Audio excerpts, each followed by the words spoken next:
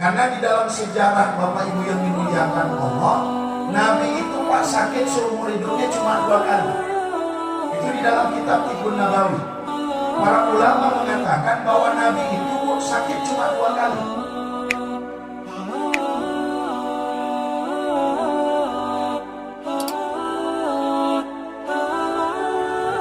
Bismillahirrahmanirrahim. Assalamualaikum warahmatullahi wabarakatuh.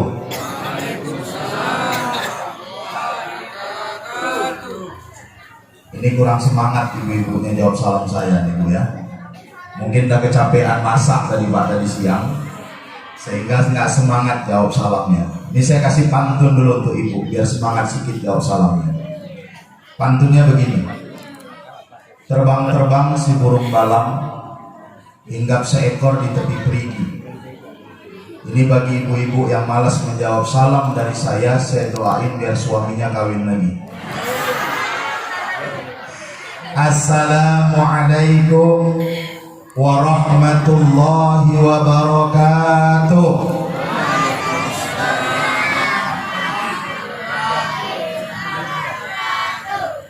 Banyak juga yang takut ibu-ibu nyoba kawin lagi. Alhamdulillahi rabbil alamin, alladzi allafa baina qulubina fa asbahna bi ni'matihi ikhwana. Asyhadu an la ilaha illallah wahdahu la syarika lah wa asyhadu anna Muhammadan abduhu wa rasuluhu la nabiyya ba'da. Allahumma salli wa sallim wa barik ala sayyidina Muhammadin wa ala alihi wa ashabihi ajma'in, amma ba'du. Rabbi shrah li sadri wa yassir li amri wahlul 'uqdatam min lisani yafqahu qawli. Subhanaka la ilma lana illa ma 'allamtana innaka antal alimul hakim. Wala haula wala quwwata illa billahil aliyyil azim. Pertama sekali yang saya hormati Bapak Datuk Penghulu Kampung Lubuk Damar beserta seluruh perangkatnya, yang saya muliakan Ketua Imam beserta perangkat keimamannya. Kemudian yang saya hormati Bapak Babin Kantipnas, juga Bapak Babinsa yang alhamdulillah sudah berhadir bersama kita. Kemudian yang saya hormati Bapak Kepala Mukim yang juga berhadir bersama kita pada malam yang berbahagia ini. Kemudian yang saya muliakan alim ulama, cerdik pandai, tokoh masyarakat di kampung ini yang berhadir pada malam yang berbahagia ini. Kemudian yang saya hormati dan yang saya muliakan karena Allah, bapak-bapak, ibu-ibu, hadirin sidang jamaah yang dimuliakan oleh Allah Subhanahu wa ta'ala. Puji sedalam syukur, alhamdulillah kita panjatkan kehadirat Allah Subhanahu wa ta'ala, di mana atas segala limpahan rahmat, nikmat serta karunia yang telah Allah berikan kepada kita, sehingga alhamdulillah berkah dari nikmat yang Allah berikan ini, kita semua sudah dapat berhadir berkumpul bersama dalam rangka memperingati Maulid Nabi besar Muhammad sallallahu alaihi wasallam. Yang mudah-mudahan Bapak Ibu yang dimuliakan Allah, peringatan Maulid ini adalah merupakan sarana kita membuktikan bahwa kita cinta kepada Nabi. Karena Maulid ini adalah merupakan amalan istimewa, Pak. Saya ceramahnya di depan saja Bu ya. Kenapa saya bilang Maulid ini amalan istimewa Bapak Ibu yang dimuliakan Allah? Karena Maulid ini adalah merupakan sarana bukti kecintaan seorang umat kepada Nabi-Nya. Karena kalau bicara cinta Bapak Ibu yang dimuliakan Allah, Nabi Muhammad itu Pak cintanya kepada Rasul, cintanya kepada kita. Nabi Muhammad itu, Rasulullah itu cintanya kepada kita itu melebihi Pak kecintaan kita kepada Rasul. Kenapa bisa begitu Ustaz? Karena dalam satu riwayat Bapak Ibu yang dimuliakan Allah, saya pernah baca bahwa dalam satu riwayat hadirin yang dimuliakan Allah, seorang sahabat Bu pernah mengatakan, apa yang dikatakan sahabat? Kata sahabat, Pak, Aku melihat, kata sahabat, Nabi itu ketika di akhir hayatnya, ketika Rasul menjelang wafat, pada saat Nabi sudah sakit keras. Karena di dalam sejarah Bapak Ibu yang dimuliakan Allah, Nabi itu Pak sakit seumur hidupnya cuma 2 kali. Itu di dalam kitab Tibbun Nabawi. Para ulama mengatakan bahwa Nabi itu sakit cuma 2 kali. Beda dengan kita, kalau kita kadang-kadang tiap minggu sakit, betul nggak Bu? Kadang nggak nampak wirid, ditanya kemana si Bulan, umat asam uratnya. Begitu minggu depan nggak nampak lagi, kemana? Karena maulid makan kari kambing, naik darah tingginya. Nabi Bapak Ibu yang dimuliakan Allah sakit Pak seumur hidupnya cuma 2 kali. Kapan Ustaz? Pertama Bu, Nabi sakit itu dalam sejarah, itu Nabi gara-garanya sakit itu gara-gara diracun oleh seorang janda Yahudi. Saya ulangi, Nabi itu Bapak Ibu yang dimuliakan Allah sakit pertama itu kata para ulama, itu Nabi sakit Bu gara-gara diracun oleh seorang janda Yahudi. Ustaz, emangnya kenapa Nabi kok pernah diracun sama janda Yahudi? Karena dalam sejarah Bapak Ibu yang dimuliakan Allah, pernah datang seorang janda Yahudi kaya di kota Mekah. Setelah Nabi nikah dengan Siti Khadijah, janda tadi cantik, hartanya banyak, tapi sayangnya orang Yahudi. Dia datangi Rasul, datang kepada Nabi mengatakan, ibu-ibu yang dimuliakan Allah, Muhammad, tolong nikahi aku. Karena Nabi tahu Pak, bahwa perempuan tadi merupakan orang Yahudi yang belum masuk Islam. Akhirnya apa? Ditolak Pak sama Rasul. Karena sakit hatinya janda tadi karena ditolak sama Nabi, sehingga dalam sejarah dia masukkan racun ke dalam sumur Ja'rona. Karena janda tadi tahu Nabi itu kalau umrah, kalau mikot dari Ja'rona itu Nabi pasti minum dari sumur Ja'rona itu. Dia masukkan racun Bapak Ibu yang dimuliakan Allah, kemudian airnya diminum oleh Rasul, kemudian Nabi jatuh sakit. Itu sakit Nabi pertama. Itu makanya saya Pak kalau diajak kawin sama janda takut saya nolaknya Pak. Kenapa Ustaz? Takutnya kayak Nabi pula diracun. Itu sakit Nabi pertama. Yang kedua kapan Ustaz? Menjelang wafat. Maka kata sahabat Bapak Ibu yang dimuliakan Allah, sahabat katakan, aku melihat, kata sahabat, Nabi itu ketika sudah sakit keras, menjelang wafat, ketika Nabi sudah sakit di akhir hayatnya, kata sahabat, aku melihat Nabi itu kalau doa angkat tangannya begitu tinggi. Sehingga kata sahabat, saking tingginya tangan diangkat oleh Rasulullah, itu sampai nampak kami putih-putih di ketiak Rasul. Dan Nabi saat itu sambil menangis. Ada satu pertanyaan, Ustaz, apa sih yang didoakan Nabi? Kenapa Nabi ketika sakit keras di akhir hayatnya doa ngangkat tangan begitu tinggi sampai lengan baju Nabi jatuh ke bawah dan Nabi berdoa sambil menangis pada saat itu? Ternyata Bapak Ibu yang dimuliakan Allah, yang didoakan oleh Rasulullah SAW adalah, ya Allah jaga umat. Apa yang didoakan Nabi Bu? Ya Allah jaga umatku. Seolah Nabi sudah terasa Pak, Nabi sudah umurnya tinggal sebentar lagi. Nabi sudah terasa bahwa Nabi akan wafat, sehingga Nabi nggak tahu lagi mau titipkan umatnya kepada siapa. Sehingga akhirnya apa? Nabi pasrah, Nabi bertawakal kepada Allah. Kemudian Nabi berdoa kepada Allah, ya Allah jaga umatku. Dan saya yakin dan percaya Bapak Ibu yang dimuliakan Allah, karena berkah dari doa Nabi inilah, karena berkah dari tawakal Rasul menjelang wafat kepada Allah, dia serahkan kita umatnya kepada Allah. Saya yakin dan percaya, kenapa sampai hari ini akidah kita dijaga oleh Allah. Padahal Bu, kita sudah 14 abad ditinggalkan Nabi, betul nggak Bu? Sekarang sudah 1441 Hijriah. Itu menandakan Pak, kita sudah 1400 tahun ditinggalkan Rasul. Tapi alhamdulillah Pak Bu, walaupun sudah 1400 tahun kita ditinggalkan Nabi, tapi sampai hari ini alhamdulillah akidah kita masih dijaga sama Allah. Tuhan kita masih Allah. Nabi kita Nabi Muhammad. Kitab suci kita Al-Quran. Kemarin Bu, ketika Al-Quran dinistakan sama si Ahok, Ibu marah nggak? Kenal nggak Ahok? Ahok. Ketika Al-Quran dinistakan sama si Ahok, marah nggak Pak? Marah. Ketika ditanya kenapa marah? Karena cintanya sama Quran. Walaupun kadang-kadang ketika ditanya kenapa kok marah, Aku cinta sama Quran. Kau sering baca Quran? Enggak pernah. Kadang-kadang orang ini cintanya sama Quran itu cuma sekedar cinta, tapi bacanya jarang. Tapi alhamdulillah 14 abad Pak kita ditinggalkan Rasul. 14 abad Bu kita nggak jumpa dengan Nabi Muhammad. Tapi alhamdulillah sampai hari ini Bapak Ibu yang dimuliakan Allah, akidah kita masih dijaga sama Allah. Padahal Bu, Indonesia ini termasuk negara yang paling banyak dapat pujian, betul nggak Bu? Karena salah satu negara yang paling banyak orang yang ngaku jadi nabi palsu, Indonesia Pak. Kenapa di Indonesia banyak orang ngaku jadi nabi Ustaz? Karena Indonesia ini hukumnya lemah.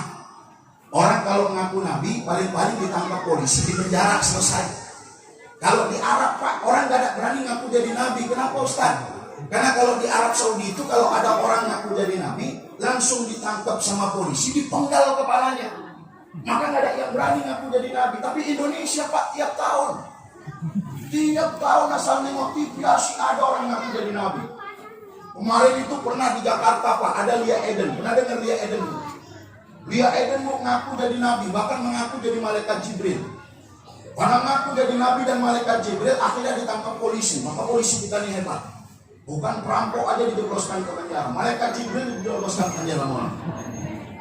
Lia Eden ngaku jadi nabi, ngaku jadi malaikat Jibril, ditangkap polisi Pak, di penjara. Itu saya ingat betul tahun 2016 yang lalu. Itu saya baca di Facebook Pak. Dari penjara Lia Eden kirim surat sama Pak Jokowi. Apa isi suratnya? Kata Lia Eden, Pak Jokowi, tolong suruh masyarakat Jakarta tahun 2017 suruh pilih Ahok jadi gubernur lagi. Kenapa? Karena kata Lia Eden, Ahok itu adalah titisan Dewa Songgokong. Tapi tak betul tanda, wallahu a'lam, saya baca di Facebook. Lia Eden ngaku jadi nabi Pak, ditangkap polisi, di penjara. Belum lagi keluar Lia Eden di Bogor Pak, seorang pelatih badminton ngaku jadi nabi, namanya Ahmad Musodik, ditangkap polisi juga, di penjara. Belum lagi keluar Ahmad Musodik dari penjara di Jawa Barat. Ada orang ngaku jadi nabi bawa agama baru, nama agamanya agama Jasun, nama nabinya Ngatimin. Ini betul Pak. Saya nggak kebayang Bu, gimana jadinya kalau Ngatimin itu betul jadi nabi. Gimana cara selawat kita sama Ngatimin itu Pak? Kalau Nabi Muhammad kan enak tuh kayak marhaban dari Allahumma sholli ala sayyidina Muhammad. Enak. Ya kalau sempat ada nama Nabi Ngatimin, Allahumma sholli ala Ngatimin. Tapi alhamdulillah, walaupun banyak orang ngaku jadi nabi palsu, bawa agama baru, mengajarkan aliran baru, tapi alhamdulillah berkah dari doa Nabi Bapak Ibu yang dimuliakan Allah, sampai hari ini Bu, akidah kita masih dijaga sama Allah. Maka ini nikmat besar yang Allah berikan sama kita. Belum lagi kalau kita bicara sehat, betul nggak Bu? Karena saya yakin dan percaya kalau malam ini kita nggak dikasih sehat sama Allah, kira-kira bisa hadir di sini nggak Bu? Bu, oh Bu, kira-kira kalau nggak dikasih sehat, enak nggak hidup ini? Saya kasih contoh. Seandainya saja Bu, ini ada orang kaya dari Jakarta bawa duit 100 miliar. Banyak nggak tuh duit 100 miliar? Itu kalau ibu hitung pakai ludah, udah ibu nggak akan siap hitung. Ada orang kaya datang ke Lubuk Damar ini bawa duit 100 miliar, dikasih ke ibu, mau nggak? Mau nggak Bu? Cuma orang bodoh yang nggak mau, betul nggak? Ada orang kaya Pak datang ke Lubuk Damar bawa duit 100 miliar, dikasih ke ibu, pasti mau, betul? Tapi dengan satu catatan, dia berikan uang 100 miliar sama ibu, tapi dia minta dua mata ibu, dikasih nggak? Dikasih nggak? Apa? 100 miliar. Mau nggak? Enggak. Kenapa Ustaz? Rupanya Bapak Ibu yang dimuliakan Allah, kenikmatan yang Allah berikan kepada kita itu luar biasa. Mata bisa nengok, telinga bisa dengar Pak. Ternyata kalau dibandingkan dengan duit 100 miliar, nggak ada apa-apanya duit 100 miliar. Bayangkan duit 100 miliar itu banyak. Tapi kalau digadaikan dengan mata kita, nggak ada satu orang pun mau menukar matanya dengan duit 100 miliar. Betul nggak? Tapi sayangnya kata Rasul, banyak manusia Bapak Ibu yang dimuliakan Allah dapat nikmat sehat dari Allah, tapi sayangnya tidak mampu mensyukuri nikmat Allah. Kapan baru dia bersyukur? Ketika sudah dikasih sakit. Makanya dalam Quran Bapak Ibu yang dimuliakan Allah, Allah katakan bahwa standar keimanan seseorang itu dinilai dari ujiannya. Maka Allah bilang dalam Quran, jangan sekali-sekali kalian mengatakan diri kalian beriman, kata Allah, kalau kalian belum diuji. Ya Bu ya, jangan sekali-sekali kalian mengatakan diri kalian beriman, kata Allah, kalau kalian belum diuji. Semakin besar ujian seorang hamba, ternyata itu membuktikan semakin dekat dia dengan Allah Subhanahu wa Ta'ala. Makanya kata para ulama, Bapak Ibu yang dimuliakan Allah, manusia ini Pak, orang beriman itu diuji oleh Allah dengan 2 ujian. Apa ujiannya Ustaz? Pertama, ada orang diuji dengan kesusahan. Hidupnya susah. Ada yang cerita sama saya, Ustaz, kenapa ya dulu waktu saya belum tobat, dulu saya belum sholat, dulu saya nggak pernah ke masjid, tapi rezeki saya kok lancarnya luar biasa Ustaz. Kadang-kadang saya duduk di rumah, orang ngantar duit ke rumah saya Ustaz. Tapi begitu tobat, saya ke masjid, saya sholat, kok rezeki saya susah. Betul? Ada orang begitu. Saya katakan Bapak Ibu yang dimuliakan Allah, ternyata ada manusia, kata para ulama, ketika semakin meningkat kualitas imannya kepada Allah, semakin besar Allah berikan ujian dalam bentuk kesusahan. Tapi ada ujian kedua. Apa Ustaz? Ujian kedua Bu, ada kalanya kata para ulama manusia diuji dengan kesenangan. Ternyata hari ini ketika kita dikasih rezeki banyak sama Allah, jangan dianggap Allah tuh sayang sama kita. Bisa jadi rezeki dikasih Allah banyak, itu bagian dari ujian. Karena kata para ulama Bapak Ibu yang dimuliakan Allah, banyak manusia Pak sukses diuji dengan kesusahan, tapi gagal ketika diuji dengan kesenangan. Tengok Sa'labah. Itu Sa'labah itu sahabat Nabi Bu. Kemana Nabi dia pergi, kemana Nabi ada dia ada. Tapi bedanya Sa'labah dengan sahabat lain, Sa'labah itu kalau selesai sholat, begitu salam langsung pulang. Begitu Nabi salam, Sa'labah langsung pulang. Nabi heran nengok Sa'labah ini, Sa'labah kenapa nih setiap siap sholat, Sa'labah kok langsung pulang. Suatu hari Pak Bu, Sa'labah dipanggil sama Rasul. Sa'labah sini dulu kau. Ada apa ya Rasulullah? Kenapa aku perhatikan kata Rasul, kau ini kalau siap sholat begitu salam kok langsung pulang. Kok nggak pernah duduk-duduk dulu dengan kami para sahabatmu? Kenapa nggak pernah dengar dulu wahyu yang kusampaikan ketika sudah diturunkan malaikat Jibril? Kenapa kau nggak pernah duduk lama-lama di masjid? Apa dibilang Sa'labah Pak? Dengan muka sedih Sa'labah mengatakan kepada Rasul, ya Rasul, sebenarnya saya kepengen kali ya Rasulullah duduk lama-lama di masjid. Saya kepengen duduk dengan sahabat, aku kepengen mendengarkan wahyu yang baru diturunkan Allah kepadamu. Tapi saya harus pulang cepat-cepat dari masjid ini, pulang ke rumah ya Rasulullah. Kenapa? Karena demi Allah ya Rasul, kalau seandainya saya lama-lama di masjid, sesungguhnya istri dan anak saya nggak bisa sholat di rumah. Nabi heran, kenapa rupanya? Karena baju yang saya pakai ini ya Rasulullah, itu akan dipakai oleh istri dan anak untuk sholat di rumah. Saking miskinnya Sa'labah. Saya yakin di Lubuk Damar ini nggak ada miskinnya begini Bu ya. Karena saya tengok nggak ada bapak-bapak di maulid ini pakai daster, nggak ada. Nggak ada, saya tengok ibu-ibu pakai telur belanga, nggak ada. Semuanya pakai baju masing-masing. Seorang bapak saking miskinnya itu sampai Bu bajunya gantian dengan istri dan anaknya di rumah untuk sholat. Maka Sa'labah mengatakan sama Rasul, Rasul, tolong doain saya jadi orang kaya ya Rasulullah. Karena nanti kalau saya sudah kaya, saya banyak duit, saya bisa beli baju sendiri, istri saya beli baju sendiri, anak saya beli baju sendiri, jadi saya nanti bisa lama-lama di masjid. Apa dibilang Nabi Bu? Gak usah Sa'labah, kau mending jadi orang miskin saja, karena dengan miskin kau dekat dengan Allah. Nanti kalau kaya kau lupa sama Allah. Enggak Rasul, saya janji kalau saya kaya nanti saya paling lama di masjid ya Rasulullah.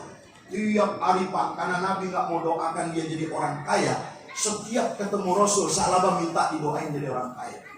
Besok ketemu Nabi, Rasul, doain aku jadi orang kaya. Enggak, kata Nabi. Besok ketemu lagi sama Rasul, Rasul, doain aku jadi orang kaya Rasulullah biar bisa lama-lama di masjid. Enggak, kata Nabi.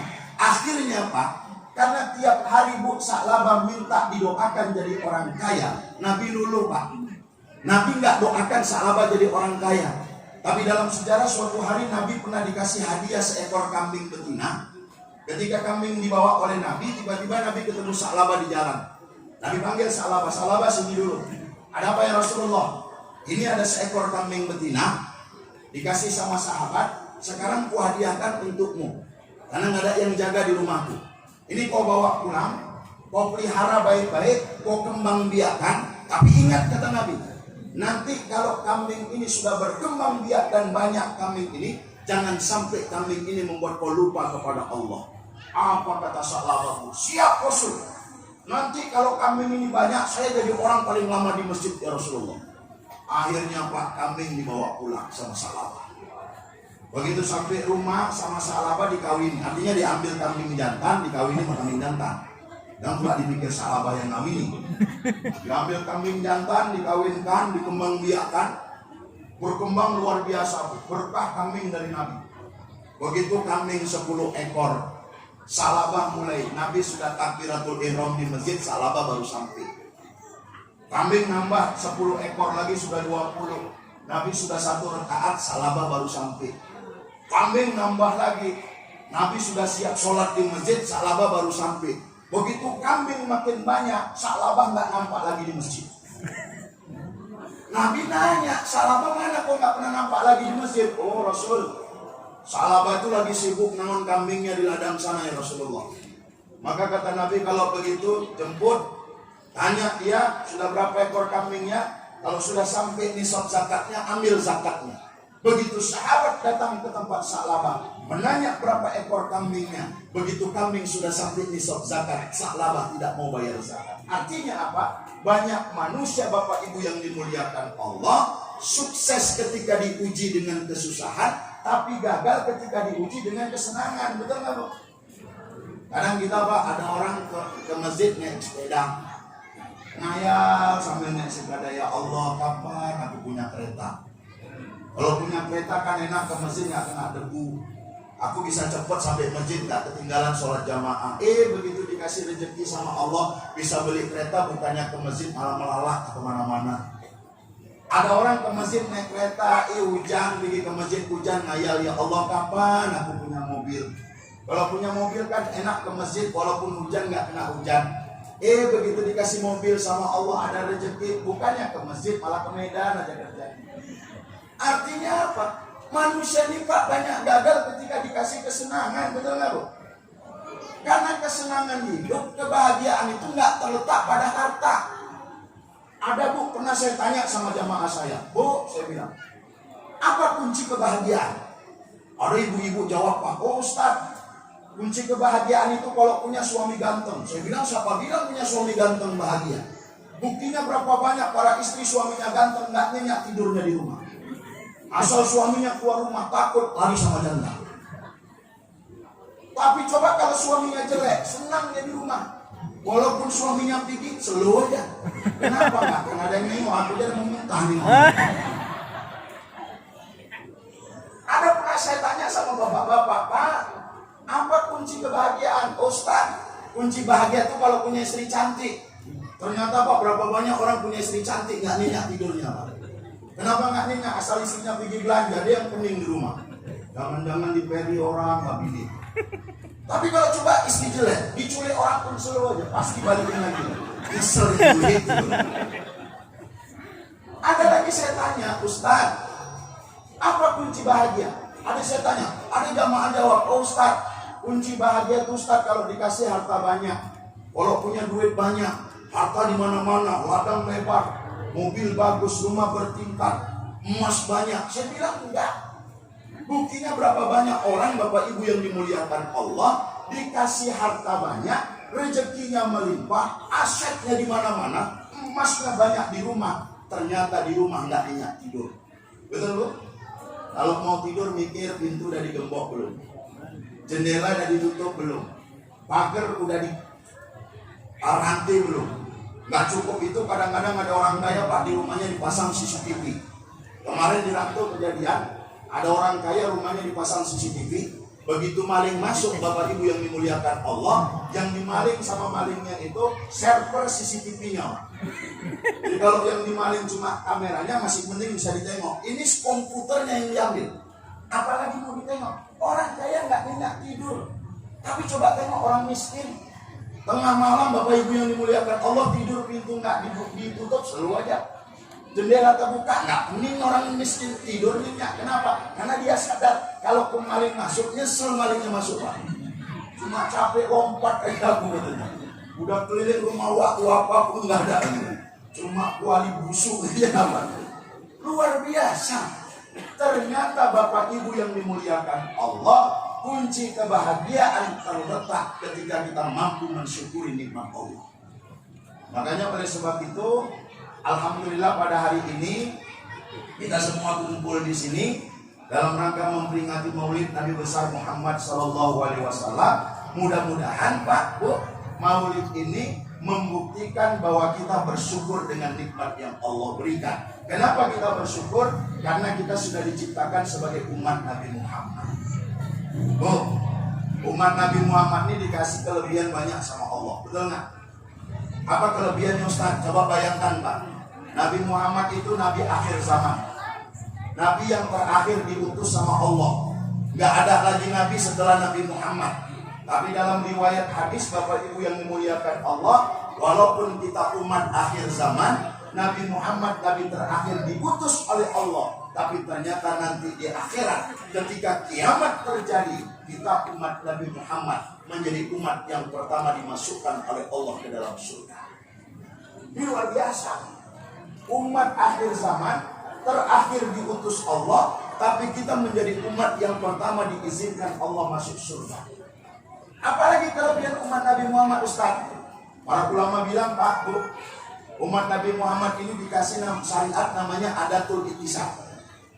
Apa itu Adatul Ittisar Ustaz? Syariat yang mudah yang cuma Allah berikan Bu kepada umat Nabi Muhammad. Nabi lain nggak dapat Pak. Karena syariat Nabi Muhammad ini paling gampang. Contoh taubat. Kita ini Pak, sebanyak apapun dosa yang kita lakukan, umat Nabi Muhammad itu cara menghapuskan dosanya gampang. Cukup taubat, beristighfar sama Allah, minta ampun sama Allah. Dengan istighfar, minta ampun, taubatan nasuha, insya Allah dosa sebanyak apapun pasti dihapuskan oleh Allah. Betul nggak? Tapi dulu Pak, kalau kita baca sejarah umat Nabi sebelum Nabi Muhammad, Bani Israel umatnya Nabi Musa. Dulu dalam sejarah dikatakan mereka Pak dilarang mancing hari Sabtu. Dilarang mancing hari Sabtu. Itu Quran yang ngomong Pak. Dilarang mancing dulu orang Bani Israel hari Sabtu. Kenapa? Karena hari Sabtu itu hari mulia. Kalau kita ibaratnya hari Jumat. Makanya kadang-kadang kita di kampung-kampung ini yang nelayan pesisir, itu biasanya kalau hari Jumat kadang-kadang agak dilarang ke laut gitu Pak ya. Kenapa? Karena dianggap hari Jumat itu hari mulia. Orang Bani Israel dulu sama. Nggak boleh mancing hari Sabtu. Kenapa? Karena hari Sabtu itu hari mulia. Tapi apa yang terjadi Pak? Ketika dilarang sama Allah Bani Israel mancing di hari Sabtu, tiba-tiba ada beberapa orang pemuda ngambil ikan di hari Sabtu, melanggar perintah Allah. Apa yang Allah katakan dalam Al-Quran sebagai bukti Allah murka sama mereka. Dilarang mancing di hari Sabtu, tapi tetap ngambil ikan di hari Sabtu. Begitu para pemuda pulang bawa ikan di hari Sabtu, Allah katakan di dalam Al-Quran, Irodatan khosiin, satu kampung Bani Israel Pak ditutup jadi monyet semua. Jadi apa Bu? Jadi monyet. Kita umat Nabi Muhammad ada nggak Bu satu dusun jadi monyet semua gara-gara yang berzina di dusun itu? Nggak ada Pak. Umat Nabi Muhammad sekarang ini ada nggak Pak satu kampung itu dikutuk jadi monyet gara-gara mati narkoba di kampung itu? Nggak ada. Kenapa? Karena Allah berikan kemuliaan kepada umat Nabi Muhammad. Sebesar apapun kemaksiatan yang dilakukan umat Nabi Muhammad, Allah tetap memberikan kesempatan untuk bertobat kepada Allah. Makanya dulu Bu, Pak, ketika tsunami di Banda Aceh, itu berapa banyak orang mengatakan tsunami itu murka Allah, betul nggak? Ada orang mengatakan tsunami di Banda Aceh itu azab Allah. Saya bilang, yang mengatakan tsunami itu azab dan murka Allah, ini salah besar. Kenapa? Kadang-kadang palak juga saya dengarnya. Karena kalau dibilang tsunami itu azab Allah, itu kan berarti udah parah kali kita orang Aceh ini. Jakarta yang lebih parah, kenapa nggak dikasih tsunami? Kok malah Aceh yang daerah religi, Serambi Mekah, terkenal agamanya luar biasa, kok malah itu dikasih tsunami? Saya bilang tsunami itu bukan azab, bukan murka. Lalu ada yang nanya sama saya, Ustadz, kalau menurut Ustadz tsunami itu bukan azab, bukan murka Allah, lalu apa Ustadz? Saya menganggap Pak Bu, tsunami itu cuma musibah, dan dibalik musibah tsunami banyak hikmah yang Allah berikan kepada kita. Apa hikmahnya Ustadz? Ratusan ribu saudara-saudara kita meninggal di Banda Aceh. Kenapa Ustadz bilang ada hikmahnya? Coba tengok. Gara-gara tsunami Bu, alhamdulillah pasca tsunami Aceh jadi aman, betul nggak? Karena saya yakin dulu kalau 2004 nggak tsunami, sampai hari ini kita jadi daerah konflik. Karena pasca tsunami, orang nggak mau ngalah, pemerintah mau ngalah, ketemu di Helsinki damai. Hikmah pertama yang kita dapat dari tsunami, gara-gara tsunami Aceh jadi aman.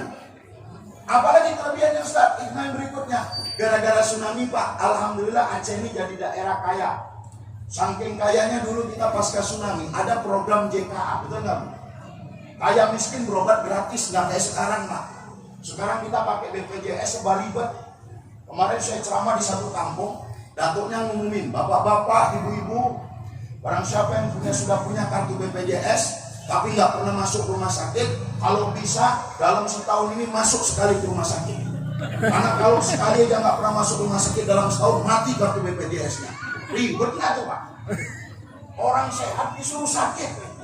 Kalau nggak sakit mati BPJS-nya. Dulu pasca tsunami Bu, mana banyaknya uang di Aceh. Itu program JKA kaya miskin berobat gratis Pak. Cukup bawa KTP sama kakak. Sampai saya pernah ceramah di Sarangjaya Pak, dekat sini Pak. Sarangjaya. Itu Sarangjaya itu kan Sumatera Utara. Tapi yang banyak tinggal di situ orang Aceh Pak. Saya ceramah di situ, selesai ceramah dibawa ke kedai kopi sama panitia, siang-siang itu. Ingat kali saya setelah zuhur dibawa ke kedai kopi, Ustaz sebelum pulang ngopi dulu kita, siap. Masuk ke kedai kopi. Begitu saya duduk, tiba-tiba ada bapak-bapak duduk di depan saya. Mukanya sedih kali Pak. Negor saya, di mana kampung Pasar? Saya di Rantu Pertamina Pak, di komplek Pertamina Rantu. Oh enak kali orang Aceh sekarang saya. Nyesal kali sama Rantu Sumatera Utara ini. Loh, kenapa Pak? Saya bilang, enak kali orang Aceh sekarang. Ada JKA, berobat nggak sanggup simpang bawa langsa nggak sanggup dibawa ke Banda Aceh, Banda Aceh nggak sanggup diterbangkan ke Jakarta, tiket pesawatnya dibayar sama pemerintah Aceh waktu itu. Saya bilang sama bapak tuh, Pak sabar, kami alhamdulillah di Aceh itu ada program JKA itu gara-gara tsunami kemarin. Karena tsunami kemarin akhirnya banyak uang dikeluarkan untuk Aceh, gara-gara banyak duitnya maka ada program JKA. Apa dibilang bapak tuh? Iya Ustaz, aku berdoa juga semoga Sumatera Utara ini tsunami juga di Aceh. Biar gratis juga. Rupanya ada hikmahnya Pak. Siapa bilang tsunami itu nggak ada hikmahnya? Bu, pasca tsunami karena banyaknya duit di Aceh Pak. Cuma Aceh satu-satunya provinsi sampai hari ini Pak yang sanggup memberikan santunan 1.800.000 kepada anak yatim. Mulai dari SD, SMP sampai SMA. 1.800.000 Pak. Setiap tahun. Cuma Aceh. Provinsi lain nggak ada yang ngasih. Sampai saya ingat kali waktu program ini baru jalan Pak. Itu anak yatim ngambil duit 1.800.000 di Bank BPD Aceh. Bank Aceh. Saya lagi ngantri di ATM Bank BPD Aceh. Pas lagi ngantri, anak yatim itu pada pegang buku mengambil duit 1.800.000. Ada satu anak yatim bawa kawan Pak, kawannya bukan anak yatim. Apa dibilang sama kawannya bukan anak yatim? Enak kali kau anak yatim, pengen aku jadi anak yatim. Kejut sama. Tapi saya panggil anak Dek sini dulu. Masih ke bapak Dek? Masih Bang. Sehat. Kenapa kok pengen jadi anak yatim? Enak Bang, dapat duit banyak. Rupanya Bapak Ibu yang dimuliakan Allah, umat Nabi Muhammad ini sebesar apapun kemaksiatan yang Allah berikan, tetap Allah berikan pintu tobat yang selebar-lebarnya.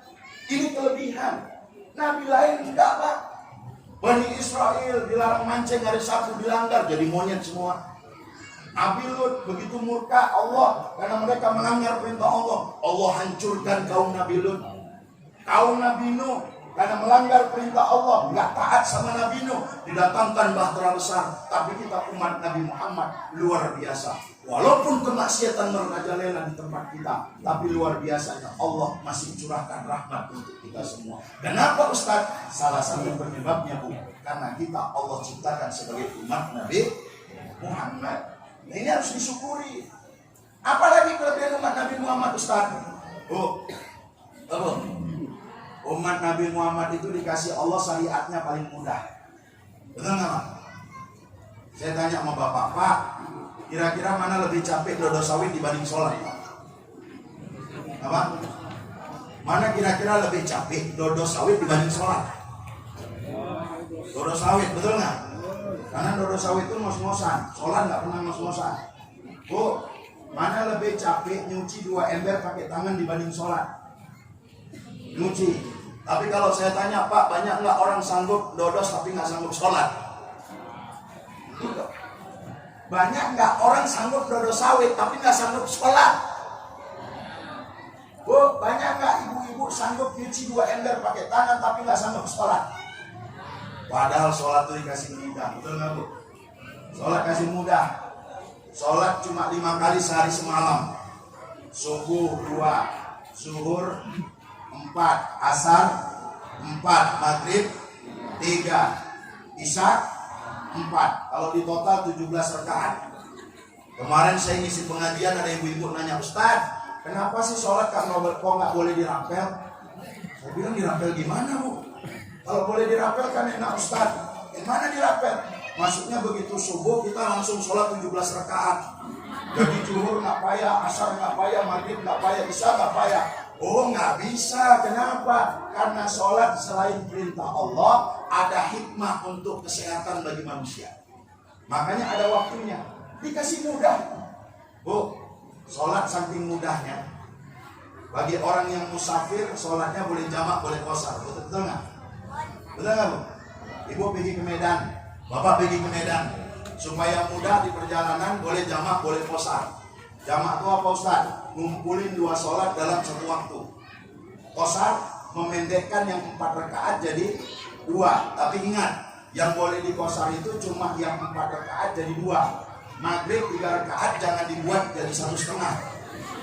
Karena pernah kejadian Pak, ada ibu-ibu pergi ke Medan, begitu sampai ke Sitang berhenti sholat. Begitu sholat maghrib, rakaat kedua pas rukuk, salam waktu. Lagi rukuk salam, assalamualaikum, assalamualaikum.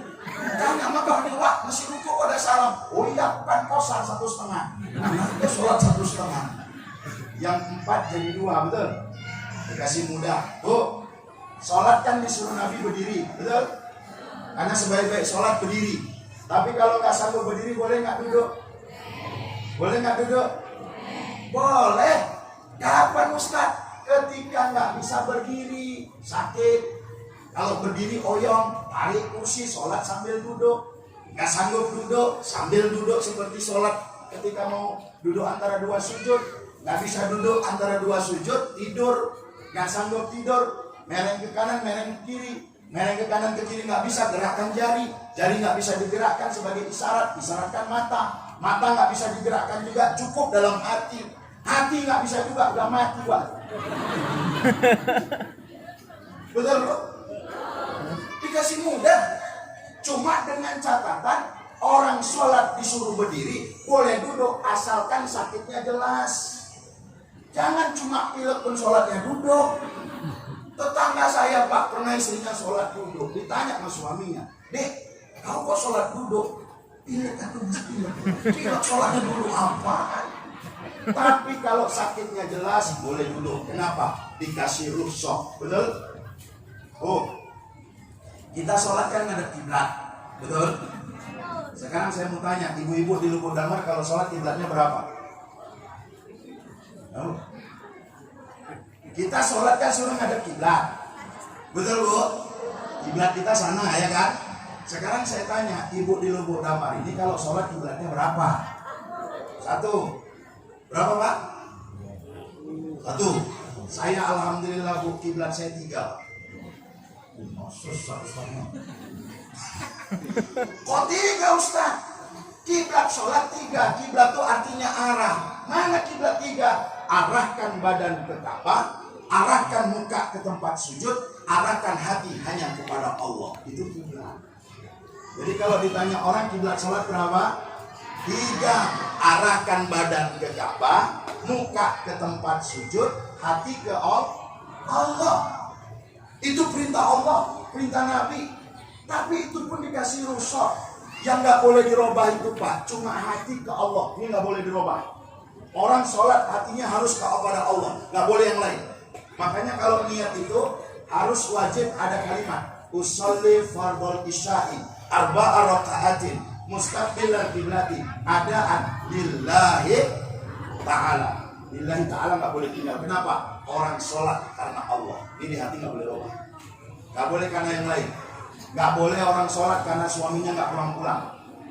Karena suaminya nggak pulang-pulang jadi Bang Toib baru sholat ya. Niatnya gimana? Sengaja aku sholat 2 rakaat supaya suami pulang. Nggak bisa.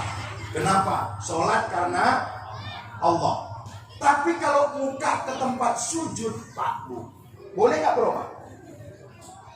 Kita sholatnya gini Pak, nengok tempat sujud, betul? Boleh nggak Pak Bu sekali-sekali orang sholat nengok ke atas? Ini hukum loh. Boleh nggak sekali-sekali orang sholat nengok ke atas? Boleh Bu? Boleh. Kapan Ustaz? Ketika darurat nggak bisa nengok ke bawah. Kapan itu? Pas leher cantengan. Tahu cantengan?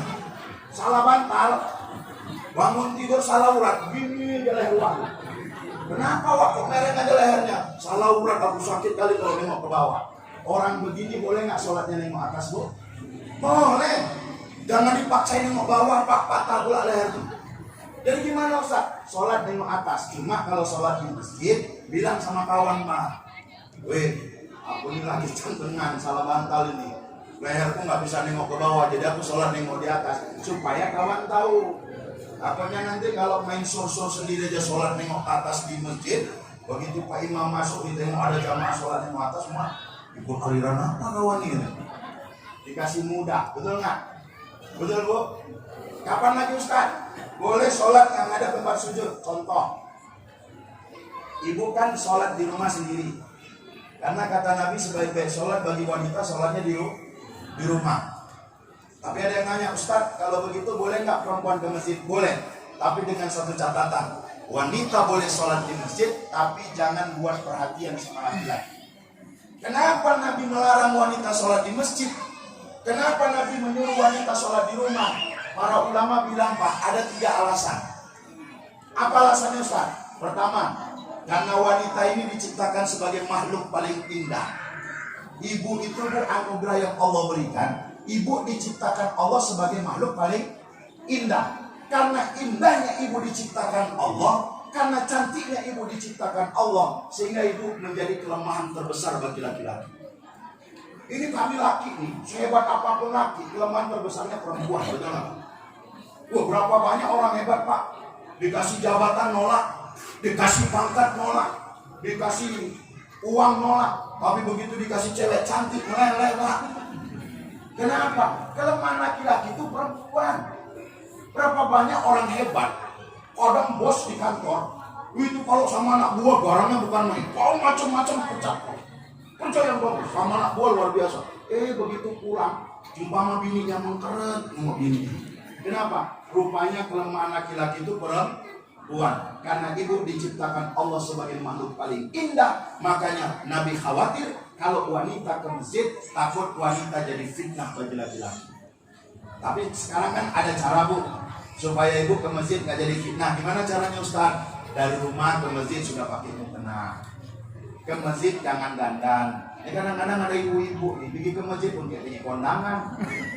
Pakai sidu, gincu pebel, minyak wangi setengah botol. Begitu masuk masjid, wah satu masjid ini siapa nih wangi kan? Ini bisa jadi fitnah. Betul? Kenapa wanita disuruh sholat di rumah? Karena Nabi khawatir kalau wanita ke masjid jadi fitnah. Itu yang pertama. Yang kedua, kenapa wanita disuruh sholat di rumah? Karena ibu disuruh didik anak ibadah di rumah. Ya Bu? Ibu disuruh didik anak ibadah di rumah. Kadang ada bapak-bapak ke masjid bawa anak umur 3 tahun ke bawah. Memang bagus anak kecil dibawa ke masjid sebagai tarbiyah untuk mendidik anak kenal dengan masjid. Cuma kadang-kadang karena namanya anak 3 tahun nggak ngerti apa-apa Pak. Begitu dibawa bapaknya belum sholat masih takut sama ayahnya. Oh sholat sini kau ya? Iya ya. Mana ku cubit kau? Iya ya. Dia mau jatuh sini? Iya ya. Gimana? Iya ya. Takut sama ayahnya. Tapi begitu ayahnya takbir, mulai itu anak gerilya main-main Pak. Kalau mainnya ke belakang mending di kadang maju ke depan tarik-tariknya sarung Pak Imam. Pak Imam pun dalam hati anak siapa? Sepak nangis pula, nggak sepak melorot sarung Pak Imam. Jadi ibu disuruh didik anak ibadah di rumah. Karena ibu itu adalah manusia yang paling dekat dengan anak. Makanya Nabi Bu pernah ditanya sama sahabat. Ada sahabat masih kecil. Itu Nabi mau berangkat perang Pak. Nabi sudah di atas kuda. Tiba-tiba ada anak kecil megang kaki Rasulullah. Rasul, ada apa nak?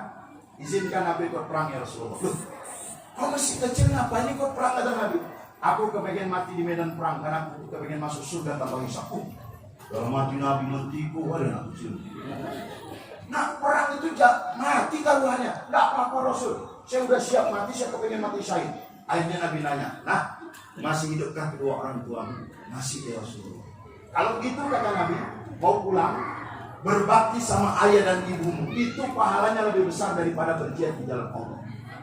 Anak tadi nanya lagi, Rasul, bapak mamaku kan masih ada, sama siapa berbakti ya Rasulullah? Ibu kata Nabi. Lalu ya Rasul, ibu. Lalu ya Rasul, ibu. Lalu ya Rasulullah, bapak. Ibu 3 kali, bapak 1 kali. Bapak nggak usah komplain. Kadang-kadang ada bapak komplain, Ustaz kan buatnya sama-sama, kok bisa beda Ustaz? Beda lah. Memang bapak ini buatnya sama, tapi yang menanggung korbannya siapa? Ibu hamil 9 bulan. Begitu udah hamil, saya bawa nengok ibu hamil itu jangankan hamilnya Pak, ngidamnya luar biasa Pak. Saya ingat kali waktu anak pertama, itu istri saya ngidam, jam 3 malam minta rambutan. Jam 3 malam minta rambutan. Lalu enak tidur di rambutan. Mana cari rambutan jam 3 malam? Keliling simpang saya Pak nggak dapat Pak. Terakhir alhamdulillah adalah rambutan punya wak udah kering rambutan.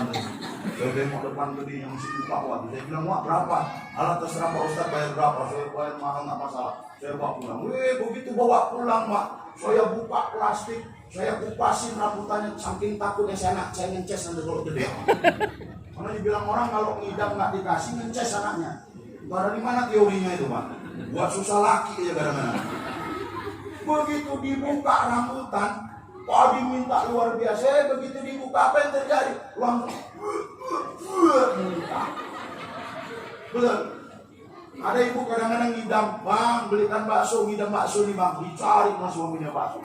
Begitu dibuka bakso, nengok bakso, mual. Di Rantau itu pernah kejadian, ada istri hamil, ngidamnya nengok suami mual. Wah ini tuh. Masa nengok suaminya mual ya? Masa suaminya pulang kerja bang sana bang muntah bang. Luar biasa ibu ini. Makanya ibu sebagai makhluk yang luar biasa paling dekat dengan anak. Maka dalam sejarah itu banyak anak dikutuk Allah. Itu gara-gara kutukan siapa? Ibu. Paling kunang jadi batu yang untuk siapa? Ibu. Sang Kuryang jadi gunung Tangkuban Perahu yang untuk siapa? Ibu. Sampuraga di Mandailing jadi air panas yang untuk siapa? Ada nggak anak dikutuk sama bapaknya Pak? Nggak ada, karena bapak ini nggak didengar Allah ucapannya. Sampai mati kita bilang anak itu durhaka, nggak akan durhaka anak itu Pak. Jadi batu bu, durhaka bu, nggak akan jadi anak itu. Tapi coba kalau ibu jangan macam-macam. Makanya ibu ini ucapan paling didengar Allah. Makanya bu nggak boleh ngomong kasar nih sama. Karena kadang-kadang Pak, karena dia cetam yang digadak kebun binatang. Banyak emak-emak sekarang buat kebun binatang sendiri di rumah. Oh gitu Ustaz, iya saya tengok asal anaknya salah saya disebut nama binatang. Mencari kue monyet kok. Anaknya apa nih mak kalau aku monyet mama apa? Mama babon dan apa rupanya? Sama jangan bu, kenapa? Ucapan ibu doa. Makanya Pak orang tua kita dulu ngajarin. Sebandel apapun anak kita, itu orang tua kita ngajarin. Anak bandel itu disuruh manggil anak baik. Budi, betul nggak? Ada anak kita bandel disuruh manggil anak baik Budi. Saya punya kawan, anaknya 2. Saya tanya, berapa anakmu sekarang? 2. Yang satu di pesantren, alhamdulillah dah hafal 5 juz sekarang. Yang satu lagi, Budi yang satu, baik Budi kan yang satu. Kenapa itu baik Budi? Karena bandelnya. Kenapa orang tua kita dulu ngajarin begitu? Karena ucapan ibu doa. Maka nggak boleh sembarangan ngomong sama anak. Bu, di Medan itu Pak, pernah kejadian ada anak dikutuk jadi anjing sama anak. Nggak dengar? Di Medan Pak, dekat sama kita. Di Medan tuh pernah kejadian anak dikutuk jadi anjing sama mama. Maka hati-hati nih. Saya baca itu cerita itu waktu saya masih di Purbaru, masih di pesantren tahun 99. Ya ada majalah judulnya anak dikutuk jadi anjing sama mamanya. Itu kejadian di Medan Pak. Jadi Medan tuh ada inang-inang Pak, Bu. Punya anak sama Sucok. Suatu siang, ketika siang, si inang ini udah tahu bahwa Sucok udah pulang sekolah. Inang lagi lagi masak. Kebetulan garam habis. Begitu garam habis Pak, inang tadi manggil lah Sucok tadi anaknya. Cok, oh Cok, Ucok, sini dulu kau beli dulu garam. Ucok, oh Cok. Betapa si inang tuh manggil anaknya Sucok. Wah disaut-saut Pak sama Sucok. Ucok, oh Ucok, wah disaut-saut. Ibu kalau manggil anak gak disaut parah. Sama kayak inang tadi. Orang manggil gak disaut-saut. Akhirnya apa? Tuh keluar dari mulut kata-kata si inang. Memang anak. Nggak usah kuat-kuat, nggak bagus bahasa. Mana palanya sama anaknya tadi? Apa dibilang si inang? Memang anak. Selesai dibilang anaknya anak anjing, si inang tadi langsung ngambil sapu, dicari ke Sucok. Cari ke depan nggak dapat, cari ke belakang nggak dapat, cari ruang tamu nggak ada, buka kamar emaknya nggak ada. Begitu dibuka kamar Sucok, keduduk lemas tuh inang tadi, langsung minta tolong. Udah lemas mau pingsan, tolong datang tetangganya. Kak, kenapa kau minta tolong Kak? Sucok jadi anjing, udah ada anjing tidur di tempat tidur Sucok. Sucok jadi anjing. Yuk. Kenapa pula Sucok bisa jadi anjing kayak gitu Kak? Tadi pala aku panggil dia, nggak disaut-sautnya. Aku bilang dia anak anjing. Jadi anjing anakku sekarang kayak mana itu? Pak, tetangga udah tenang. Dipanggil dokter, begitu dokter datang diperiksa sama dokter pening. Gimana balikin anjing jadi coba? Mana ada di ilmu kedokteran? Orang datang dari mana-mana, tersiar kabar anak si Fulan jadi anjing gara-gara dikutuk sama emaknya. Begitu udah rame di rumah Singang tadi orang mau nengok anjing ini, Ucok yang jadi anjing. Gak lama si Ucoknya pulang naik kereta. Si Ucok pulang naik kereta. Dengan nunggunya Ucoknya agak kereta, ada wak nanya, ya Cok, gak jadi anjing itu. Gak lawak aku tadi sekolah, aku tinggal di sekolah balik lagi. Rupanya anjing tetangga Sinang lompat dari jendela kamar Sucok, tidur di tempat tidur Sucok. Rumahnya Ucok jadi anjing.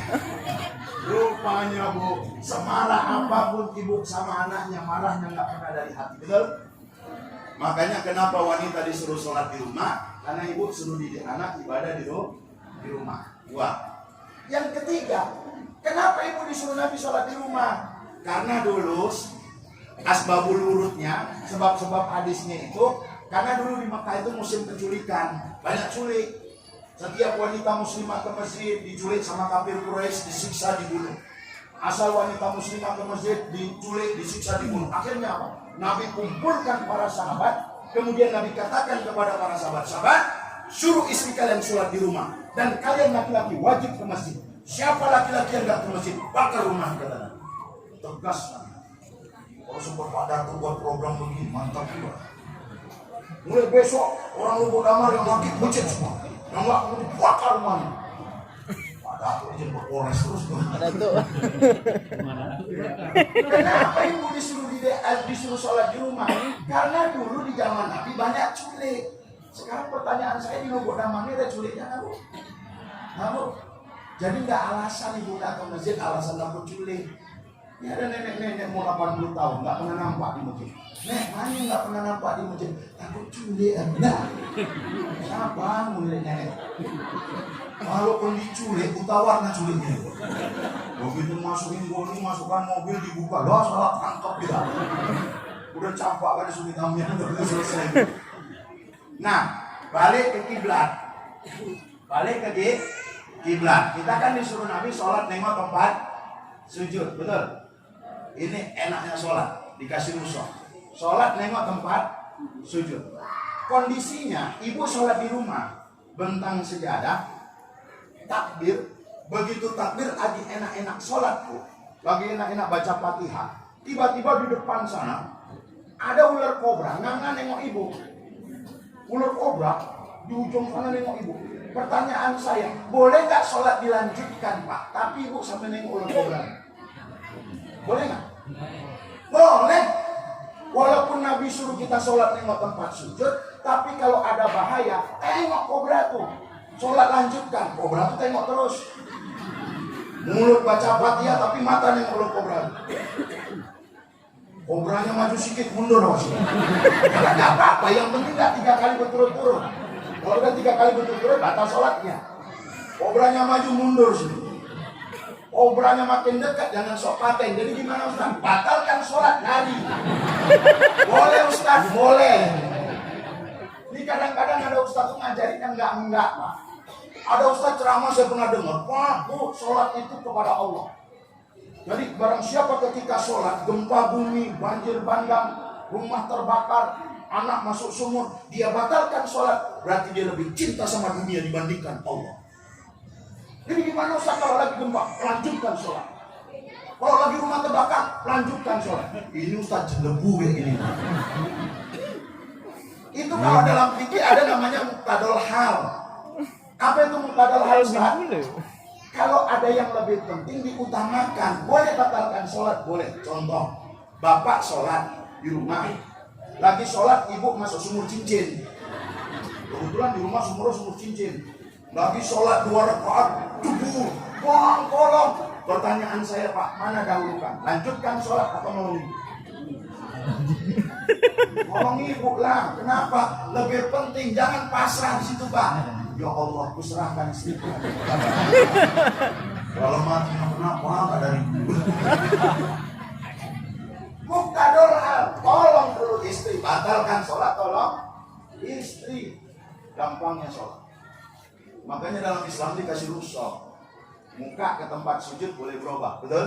Ketika kondisi darurat nggak bisa nengok tempat sujud. Sekarang ke Ka'bah. Boleh nggak sekali-sekali orang sholat kiblatnya nggak pas ke Ka'bah? Boleh. Kapan Ustaz? Ketika darurat nggak bisa ngadep ke Ka'bah. Kapan itu? Sholat di atas kendaraan. Ibu naik pesawat. Nanti ibu kalau naik pesawat pergi umroh atau pergi kemana, naik pesawat, mau sholat di atas pesawat, jangan katok cari kiblat. Kenapa? Nggak akan mungkin. Ini saya pernah bawa jamaah umroh, padahal di manasik sudah saya jelaskan bagaimana cara sholat di pesawat. Sholat di pesawat itu cukup duduk di bangku pesawat, ngadep ke depan. Cuma kata para ulama, sholatnya di atas kendaraan itu dihormati waktu. Cuma untuk menghormati waktu sholat. Begitu sampai tempat ada waktu sholat nasian, ulangi sholatnya. Terus saya ajari, kalau sholat di pesawat, duduk di bangku pesawat, ngadep ke depan. Ini ada ibu-ibu, mungkin waktu saya manasik itu nggak dengerin, mungkin ngantuk dia. Begitu waktu sholat, dipanggilnya pramugari. Sini dulu. Pramugarinya pun datang. Ada apa Bu? Ibu mau sholat, kiblatnya belah mana ya? Pramugarinya pun tahu, belah sana kayaknya. Mereng waktu sholat. Bilang sama pilotnya jangan belok-belok ya. Padahal sholat di atas pesawat dikasih rukhsah, betul nggak? Kapan lagi Ustaz? Sholat di atas sampan. Bapak ini kan dekat laut. Bikin naik sampan. Nyata mungkin ngadep kiblat. Kiblatnya ke sana, awak ngadep ke depan. Nggak mungkin awak sholat ngadep belakang. Jadi gimana Ustaz? Duduk di sampan ngadep ke depan. Kenapa? Saat itu dikasih rukhsah tidak menghadap kiblat. Tapi hati ma'rifatkan menghadap Ka'bah. Ya. Jangan kayak kawan saya. Kawan saya ada Ustaz juga, penceramah. Itu ceramah di daerah Kuala Serapu, Tanjung Pura. Dari Tanjung Pura itu 5 jam naik bus Pak. Saya pernah ceramah di sana. Dari Tanjung Pura naik bus 5 jam. 6 kali muntah saya. Sampai Kuala Serapu lemas ya. Sebulan kemudian ditelepon lagi, Pak Ustaz, Ini kampung sebelah mengundang Pak Ustaz. Saya bilang, Pak, saya banyak kali jadwal di Tamiang nih Pak. Padahal nggak ada jadwal saya Pak, nggak sanggup saya muntahan sana. Kawan saya diundang ke sana. Dulu sebelum ada jalan darat. Begitu sampai Tanjung Pura, turun dari mobil, dijemput naik but pancing Pak. Begitu Ustaznya naik but, yang jemput 2 orang Jawa pula. Ustaznya duduk di depan, yang 2 yang jemput di belakang. Begitu 1 jam perjalanan, Ustaz ngomong, Pak, saya mau sholat dulu. Jadi gimana kita Ustaz? Berhenti atau gimana? Udah lanjut aja jalan Pak, saya sholat di atas seperti ini. Ustaznya tahu hukum. Ustaznya ambil wudhu, begitu ambil wudhu, Ustaznya sholat sambil duduk, ngadep ke depan, ruku isyarat, sujud isyarat. Rakaat pertama aman, rakaat kedua Pak aman, di rakaat ketiga ribut di belakang. Kenapa ribut? Kebetulan di depan sungainya belok. Yang satu ngomong, iya nih, lek kita belok sholat Ustaz batal menghadap kiblat. Kalau terus nabrak nipah, yang pegang sebelah aku pun pening ini jadi belok apa terus. Ustaznya dalam hati, Ustaznya takut mati juga Pak, karena udah berdebat di belakang. Akhirnya satu ngomong, bentar ya aku pikir-pikir dulu. Begitu dekat belokan Pak, nyeletuk 1 orang di belakang. Ya wes lah, daripada sholat Ustaznya batal, tabrak ini Pak. Karena Ustaznya takut mati Pak, akhirnya Ustaz dibatalkan sholat. Pak, belok, oleh Ustaz, Ini akibat kalau orang gak ada ilmunya, betul nggak? Padahal kalau belok, batal nggak sholat Ustaznya? Enggak, dikasih rusak. Cuma kalau orang gak ada ilmunya, rusak. Betul? Sama kayak orang masbuk di masjid. Kata Nabi, kalau kita ketinggalan sholat berjamaah, cari orang yang lagi sholat, berdiri di belakangnya, berniat jadi makmum, mengisyaratkan bahwa kita mau jadi makmum dia, pukul pundaknya. Kalau yang dipukul pundak sering ikut pengajian Pak Dai, tahu hukum. Ini yang dipukul yang nggak pernah ke masjid. Waktu lagi khusyuk sholat, baru pertama pula dia ke masjid pas obat-obatnya. Baru sekali ke masjid, tiba-tiba ada pula sholat di belakang dia. Mukulnya kuat pula sudah. Lupa, manya.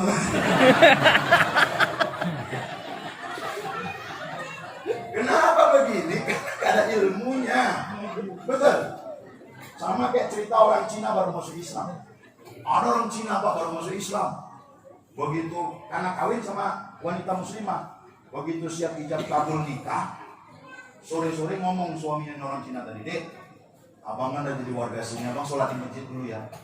Atau istrinya, Bang, abang kan nggak pernah sholat, belum pernah belajar. Memang abang tahu cara sholat? Nggak tahu. Jadi gimana, Dek? Atau istrinya, oh gini gampang aja Bang, abang pergi aja ke masjid, tengok orang di masjid itu ngapain, abang buat. Karena perintahnya begitu. Pergilah lakinya tadi ke masjid. Tengoknya orang parkir vela, dia pun parkir. Tengok orang ke kamar mandi, dia pun masuk. Orangnya banyak kecil, dia ngapain di situ. Tengok orang ambil wudhu, basuh muka, dia basuh muka. Siap begitu, qomat, sholat. Pas pula dia di belakang imam. Begitu sholat, rakaat pertama aman. Begitu rakaat kedua, ada anak kecil kurang kerjaan. Pas lagi ruku disuntik keluar dari belakang. Kalau mati lo kayak gini rupanya orang di sholat. Dia pun mendik penyawa imam.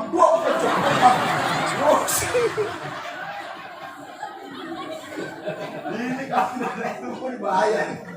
Makanya ini bilang Nabi, ibadah tanpa ilmu mardud. Betul? Ibadah nggak ada ilmunya ditolak. Makanya dalam Islam dikasih usul luar biasa. Coba tengok, sampai tingkat makan babi. Kalau darurat boleh nggak dimakan? Sekarang saya mau tanya, makan babi hukumnya apa? Haram. Berzina? Haram. Sekarang saya mau tanya, makan babi haram, berzina haram. Pertanyaannya sama nggak kualitas keharamannya? Sama nggak kualitas keharamannya? Beda. Walaupun sama haram, tapi kualitas haramnya beda. Bedanya di mana? Coba tengok. Makan babi haram. Tapi misalnya Lubuk Damar ini kebun banjir. Nah, usah bilang jangan sampai ceceknya. Lubuk Damar kebun banjir. 4 bulan nggak surut-surut Pak. Orang luar nggak bisa masuk ngasih makanan. Kita nggak bisa keluar nyari makanan. Semua yang di kampung udah habis. Daun-daun udah dimakan orang. Apapun nggak ada. Istri udah lemas kelaparan, anak udah lemas kelaparan. Yang ada cuma 3 ekor babi keliling-keliling kampung. Ngejek pula babi itu. Dalam kondisi begini, boleh nggak kita tangkap babi itu kita makan untuk mempertahankan hidup? Boleh. Kenapa? Darurat, betul? Darurat. Ibu jalan-jalan ke Brastagi, nganter mobil jumbo, supirnya mau sampai Medan karena lapar semua. Udah lapar nih, cari rumah makan terus. Nggak sanggup lagi kami. Supir pun asal berhenti. Kalau udah lapar tadi nggak nengok-nengok lagi Pak, langsung masuk bidang makanan makan. Begitu udah siap makan udah nambah pula itu, udah siap nambah. Begitu lagi nyongkel-nyongkel gigit lewat yang ngidamnya bawa kepala babi. Babi, gede yang kami makan tadi daging apa? Babi Bu. Udah 2 piring kita makan. Dosa nggak? Enggak. Kenapa? Karena enggak tahu. Tapi kalau zina ada istilah kayak gitu nggak Pak? Kau dari mana? Dari sowet-sowet sana. Ngapain? Berzina. Loh, kok berzina kok? Darurat tadi.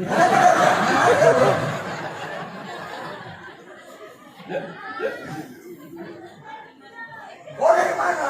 Oh dari sawit. Ngapain? Berzina. Kok berzina? Gak sengaja. Gak ada. Makanya dalam Quran, ketika Allah melarang kita makan babi, kalimatnya tegas. Hurrimat alaikumul maitata wa lahmal khinzir. Diharamkan bagi kalian memakan bangkai dan memakan daging babi. Tapi ketika Allah larang berzina, Allah nggak pernah bilang haram. Tapi yang Allah bilang apa? La taqrabuz zina. Jangan pernah dekati zina. Kalau dekatinya saja sudah dilarang, apalagi zinanya. Makanya luar biasa Islam ini Pak. Dikasih syariat mudah. Maka kenapa maulid ini penting kita rayakan Ustaz? Tidak lain dan tidak bukan sebagai bukti rasa syukur kita kepada Allah, karena kita sudah diciptakan sebagai umat Nabi Muhammad yang dikasih syariat paling mudah. Kemudian yang terakhir, ada yang nanya sama saya, kenapa maulid dirayakan Ustaz? Karena maulid ini Pak, sebagai momentum kita menjadikan Rasulullah sebagai teladan. Nabi itu teladan luar biasa, sabarnya Masya Allah. Jadi orang tuh kalau nyontoh pribadi Nabi itu luar biasa Bu. Saya dulu pernah punya buku Pak, judulnya 66 kemesraan Nabi dengan istrinya. Rupanya Nabi itu sama istrinya luar biasa mesranya. Pertama, Nabi itu nggak pernah manggil istrinya dengan nama. Nabi itu kalau manggil istrinya, kalau nggak ya Humairah, wahai yang kemerah-merahan pipinya, atau ya Samaratul Fuadi, wahai belahan jiwa. Ibu pernah nggak dipanggil bapak belahan jiwa? Hah? Belahan jiwa, boro-boro Ustaz. Sayang aja udah lupa bukan manggil. Dulu ya waktu baru kawin ini sayang. Wah orang nggak pernah Ustaz. Ya iyalah orang baru kawin. Orang kalau baru kawin di pelaminan sayang. Ya bapak. Lompat. Baru kawin. Anak 1 lompat. Anak 2 lobang itu. Begitu anak 3 mata. Gua kemana lobang itu bijak. Berubah. Nabi itu sampai akhir hayatnya nggak berubah sama istrinya. Padahal dalam sejarah 9 istri Nabi, 13 dengan budak yang dimerdekakan sama Rasulullah. Itu kebanyakan umurnya lebih tua dari Rasul. Tapi Nabi panggil dengan panggil santan luar biasa. Saya dulu pernah dengar ceramah Ustaz. Awalnya nggak percaya tuh. Tapi begitu pulang, saya buka dalam satu kitab, saya cari hadisnya, dapat. Rupanya ada hadisnya. Apa dibilang di situ? Katanya bohong itu dosa. Bohong dosa. Tapi dalam 3 perkara kita boleh bohong. Apa Ustaz? Pertama kata Nabi boleh bohong ketika perang. Boleh bohong ketika perang. Contoh, kita perang melawan Israel. Kalah. Apa nggak kalah? Israel senjata lengkap, canggih. Awak orang lubuk damar paling dodos, marang, hari. Baru pada tuh yang serang, gak tembak dari jauh, lubuk kalah. Sebagian disandra di depan masjid, sebagian lagi sembunyi di belakang masjid. Kita tahu kawan tuh sembunyi di belakang masjid. Ditanya sama orang Israel, mana kawan-kawan kalian yang lain? Pada waktu itu kita harus jujur atau bohong? Bohong nggak, jangan pula jujur. Mana kawan-kawan di belakang masjid? Jadi gimana Ustaz? Boleh bohong. Kita tahu kawan di belakang. Begitu ditanya untuk nyelamatin dia, mana kawan? Nampak, mungkin hari belah sana, gara-gara bohong dia selamat. Sama kayak boleh bohong untuk menyelamatkan nyawa orang. Kau tahu nggak rumah Pak Sapudin? Kenapa? Buku bunuh dia. Ini kalau kita kasih tahu mati Pak Sapnudin. Padahal tahu kita rumahnya di situ, tapi tunjuk, oh di sana tuh lewat itu naik boot lagi ke sana. Boleh bohong untuk menyelamatkan orang dari peperangan. Itu pertama. Yang kedua, boleh bohong Pak untuk mendamaikan orang bersengketa. Ini biasanya Pak Datuk MDSK sering berantem warga, contoh-contohan, pukul-pukulan. Habis itu si A datang ke rumah Pak Datuk. Itu Pak Datuk tanya, kok kenapa berantem sama siapa itu? Memang miskin, kriting, hitam, pendek, banyak utangnya, semua dimaki-maki, habis maki-makian tuh Pak. Pak Datuk bingung. Begitu pulang si A, si B datang ke rumah Pak Datuk. Pak Datuk, aku mau nanya, aku tengok si A tadi ke rumah Pak Datuk. Cerita apa aja deh Pak Datuk? Waktu itu Pak Datuk harus jujur atau bohong? Bohong lah, kalau jujur berantem lagi Bu. Gitu Pak Datuk kan katanya kok keriting, pendek, hitam, banyak utangnya, semua habis lagi. Bawa palang tuh Pak. Jadi gimana? Untuk mendamaikan orang bersengketa, Pak Datuk tinggal bilang, dia kemarin tadi nangis-nangis. Minta tolong sama aku, nyampaikan maaf atas nama dia malu minta maaf sama kau. Gimana? Gara-gara Datuk bohong, orang bersengketa jadi damai. Boleh. Yang ketiga kapan Ustaz? Boleh bohong seorang suami kepada istri untuk membahagiakan hati istri. Ini contoh, mau pergi kondangan Pak. Namanya istri kan biasa kalau pergi kondangan dandan, betul nggak Bu? Ibu dandan kalau dandan untuk suami atau untuk orang? Bu, ibu kalau dandan untuk suami atau untuk orang? Sekarang saya tanya Pak, ibu lebih sering dandan pergi kondangan atau di rumah? Istri dandan Pak, berjuang luar biasa untuk membahagiakan suami. Dandan Masya Allah. Cuma yang apa-apa pula nggak pandai dandan dirinya, mukanya pas-pasan. Dandan setengah jam nggak siap-siap, awak nunggu dari kereta. Proyek somutin, bentar apa Bang? Aku kan dandan untuk abang. Nunggu lagi 15 menit. Udah aku nggak sabar pergi ke sana. Cuma tadi nggak pandai dandan, orang pakai shadow merah bela, dia nggak hitam coklat-coklatan. Ujungnya tebel. Orang alis cuma dikerok sedikit-sedikit biar rapi, dia nggak kerok semua ganti ilustrasi. Begitu siap dandan Pak, keluar ini dari setengah jam nunggu. Tangan kanan megang dompet, tangan kiri megang selendang, pakai sendal salah lain sebelah pula. Nanya pula, bang cat tengok belakang. Begitu nengok belakang, ya Allah, orang apa maunya dalam hati Pak. Tapi untuk membahagiakan istri, bapak nggak boleh jujur, bohong. Nanya pula istri, bang, kayak mana dandananku bang? Supaya terhargai ibu. Bapak pun ngomong, ya Allah, dipegang pipinya, Masya Allah. Langsung aku jemput kau tujuh, walaupun dalam hati, tapi pertanyaan saya, ibu bahagia nggak? Cuma jangan pula sering kali kayak gitu Pak. Nanti ngomong sekali-sekali waktunya pas. Coba bilang pas dandan, Dek, kau tuh pakai sidung hitam coklat tuh beneran cantik. Tapi kayaknya lebih cantik merah bela lagi deh. Biar berubah. Jangan langsung bilang, bang cat tengok belakang. Kayak mana nanya? Loh kayak monyet gitu Pak. Ajo. Nabi itu luar biasa ngasih teladannya. Sabarnya. Bagaimana memuliakan pasangannya, mendidik anaknya, tutur kata Rasulullah. Makanya Nabi itu, Nabi Muhammad SAW, ketika belum diangkat menjadi Rasul pun Bapak Ibu yang dimuliakan Allah, ternyata Nabi sudah mampu menampilkan akhlak yang mulia di depan. Maka dulu Nabi banyak pengikutnya. Kenapa? Karena yang ditampilkan Rasulullah akhlak yang mulia.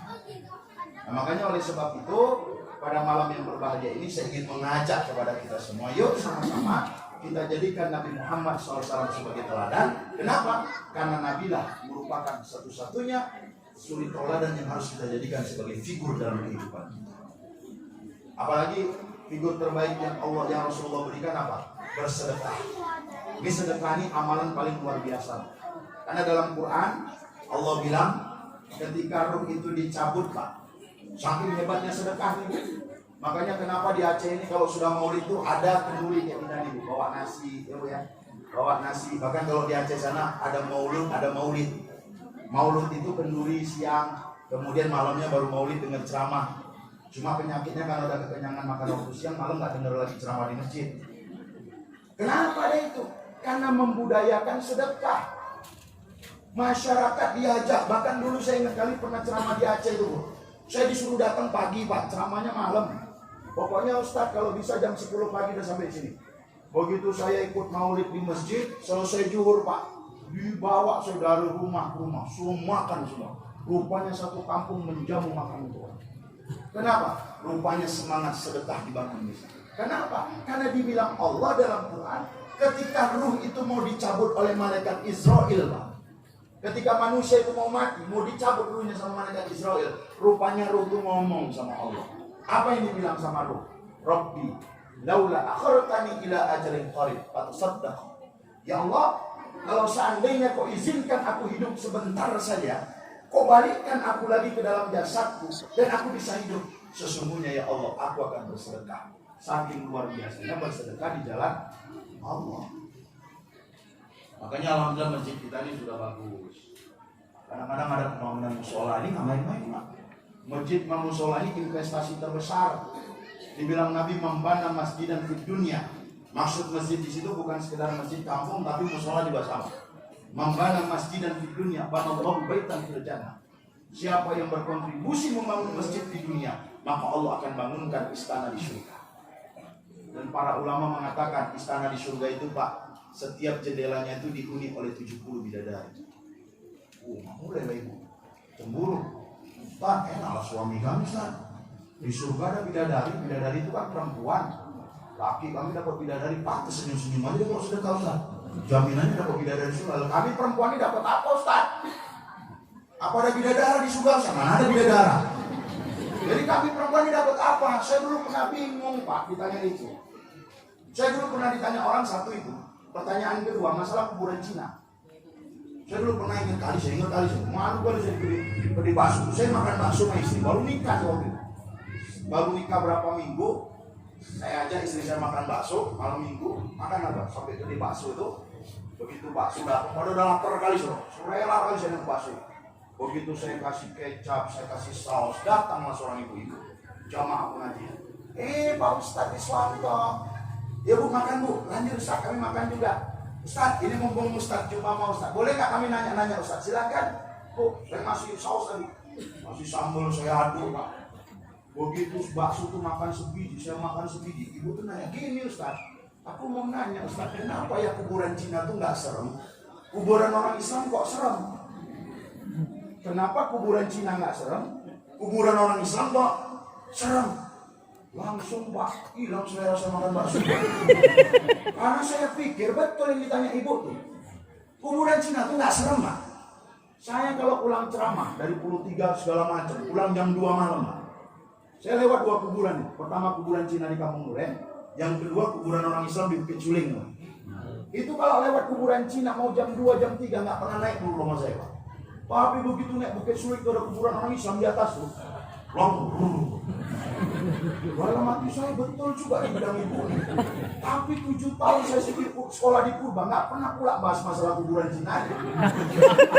Hilang selera saya makan bakso tuh, Pak. Kenapa nggak hilang? Orang udah nunggu jawaban saya.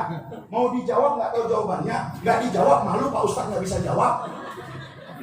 Terakhir hilang selera makan bakso saya itu. Saya mikir, apa aku jawab sama itu? Saya buka HP, saya tulis di Google, kenapa kuburan Cina nggak serem, kuburan orang Islam kok serem?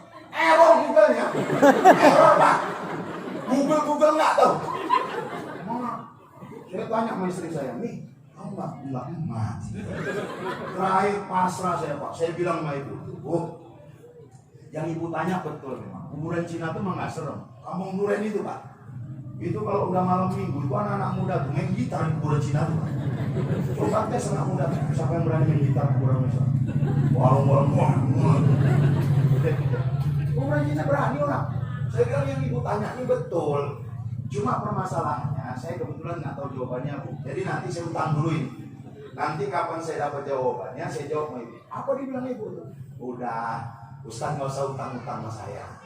Sebenarnya saya tahu jawabannya, cuma ngetes. Cuma ngajar kali Bu. Ada malu di situ. Cuma ngetes. Terakhir kalau penasaran saya tanya, Bu, emang kenapa kuburan orang Cina nggak serem? Kuburan orang Islam nggak serem?